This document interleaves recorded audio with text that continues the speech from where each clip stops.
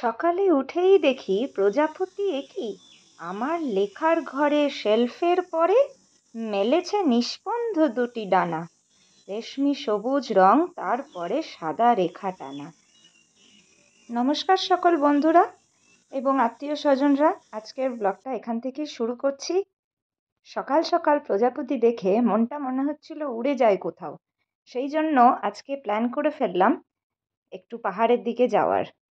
আমি প্রায়ই এই দিকটায় আসি।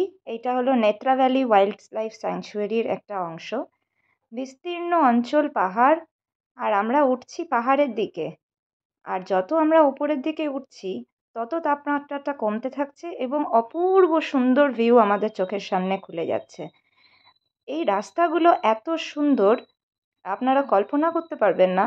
ছোট্ট ছোট্ট প্রত্যেকটা গ্রাম অবধি পৌঁছে যায় এরকম পিচের রাস্তা, এবং এত স্মুথ জার্নি যে মনোরম দৃশ্য অনুভূতি করতে করতে বোঝাই যায় না যে কত দূর আমরা চলে এসেছি।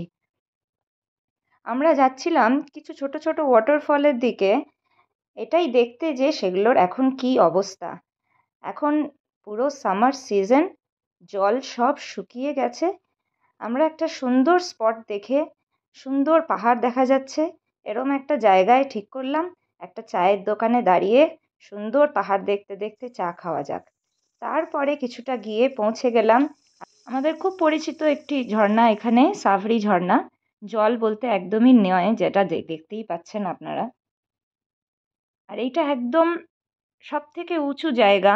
এখান থেকে কিছুটা ধরুন এই ৩-৪ কিলোমিটার গিয়েই একটা ছোট্ট গ্রাম, তার মধ্যে ৪-৫টাই বাড়ি। প্রত্যেকটা গ্রামাঞ্চলে একটা করে গ্রসারির দোকান আর কিছু সবজির দোকান রয়েছে। এত সুন্দর সার্ভিসেস দেখে খুব ভাল লাগলো।